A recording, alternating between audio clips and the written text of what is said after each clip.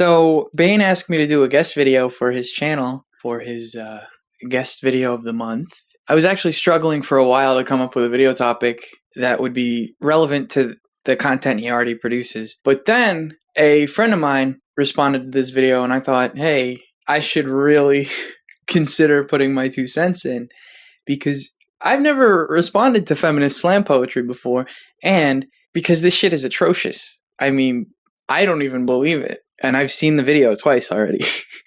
So let's get started. Are you tired of opening doors for yourself? Does it bother you when you date want to give you his jacket? Did you make a big mistake?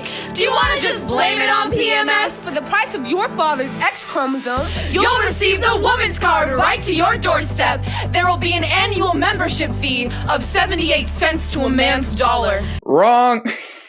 This whole video, by the way, is like the holy grail of debunked feminist myths. And it just starts with the wage gap thing, obviously, because they think it's true. They literally think people are getting paid less because of what's in their pants. People are getting paid less because they're earning less, because they're choosing different jobs. And that happens to correlate with what's in their pants because it's biological. Anyway, oh, also, 64 cents if you're not a premium member. they went intersectional. That's how you know it's real, guys.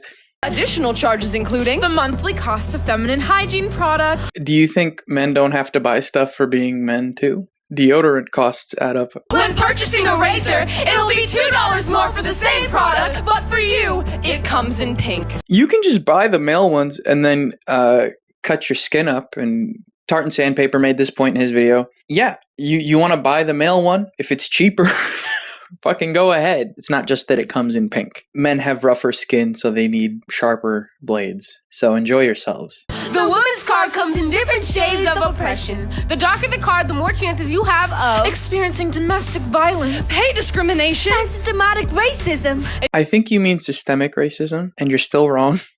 Show me one law that was developed to disadvantage a certain race that still exists today, and that it's written blatantly so. Just one. Now you can talk about all this other stuff about how, oh, well, certain laws disadvantage certain races disproportionately, and that doesn't attribute motive, though. Listen to yourselves. I think men get more speeding tickets. Does that mean they're being targeted, you fucking idiots? if you're a black woman, you'll have the luxury of wasting $300 on hair products because you have to look like a white woman to receive the job you've been waiting for. Who said this? You want to say that, oh, socially and culturally, black women are literally just not getting hired because they don't have the same hair that white women have? You can say that certain jobs have requirements in terms of, hey, maybe you can't have it all out there because it'll fall off on the job, and then you'll get an angry customer that ends up costing the business money.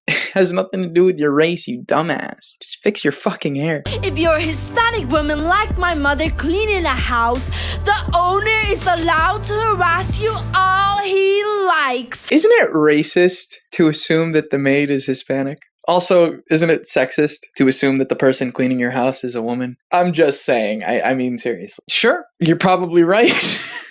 You're probably right, but you guys are probably not the people who want to make that sort of generalization. You know, some people might get really offended by that. Don't worry, you will not be able to respond in his language, but you will still understand what he's doing. Maybe he's pointing to his genitals suggestively, and yeah, she probably got the message. Can we pause on this lady, by the way, with the purple hair? Is she not everything they fucking told you about? And she doesn't even have the safety pin that they're all talking about safety pins and how like it represents being a social justice warrior and you're fighting for justice and hate white people and fascism and patriarchy, and she couldn't afford one, so she's stuck with the regular old paperclip. I mean, she's white. You'd think all that privilege would have gotten her a fucking gold safety pin even. If you and your friends purchase the card together, 1 in 3 of you will be sexually assaulted. This claim was debunked. I think they're talking about the college campus rape epidemic myth. That was debunked to like 1 in 5,200 or some crazy fucking low number, which again should be 0. I understand, but if you're lying about the problem, I can't assume you really want to fix it, especially if you're lying that it's worse than it is. When carrying your woman's card walking home at night, I never understood this whole like, oh, women have to fear for their lives walking home at night, because 2 things. Walking home at night is scary for any human being. It's we're supposed to be afraid of the dark. We don't know what's there, okay? Secondly, men are attacked more often. So fuck you. Holders report that they experience Catcalls, heckling, and even persistent flirting. Oh no, the only way humanity can reproduce and progress. You mean that thing that we have to do to keep going? You know, I'll be honest, I don't think any of you have to worry about that.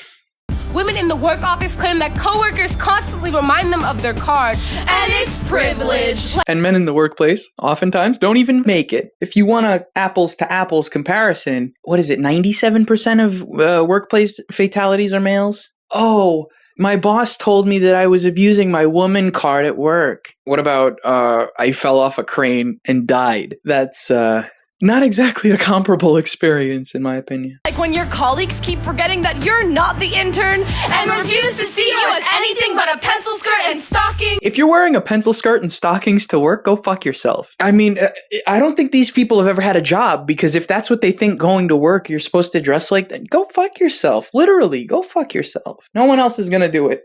if you show a health provider your woman's card. You'll receive new and improved ways on how to deal with the aftermath of your boyfriend refusing to wear a condom. Blah, blah, birth control, blah, blah. I mean, like, yeah, okay, first off, if your boyfriend doesn't want to wear a condom, just tell him no.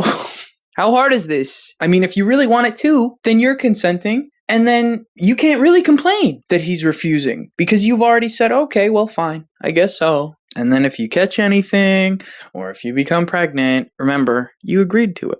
You will find it is always your responsibility to clean up his mess. So don't get a boyfriend? Which, again, I'm going to mention, it's probably not very much trouble for any of you. That's the thing, is there's a lot of responsibility that comes with starting a relationship with someone. It is always your responsibility to clean up his mess. No, I don't think that's true. But I think there's give and take involved. And the stereotype that all you guys are just take, it's showing pretty well in this video. And I don't mean women, so don't throw that in my face. I mean feminists. Furthering your education will heighten the possibility of assault. I am convinced that the entire reason that there are subtitles on this video are for her parts, this lady, but they didn't want to make her feel like, oh, we just needed to put subtitles under yours. So they put subtitles under the whole video. I couldn't understand shit coming out of her mouth. But hey, it would be racist of me to mention that it was because of where she's from. So I'm just going to say maybe she has a speech impediment. Right, a speech impediment that I'm not aware of, and that I'm being ableist. Actually, still, fuck, ow, okay. That was me tripping over a landmine.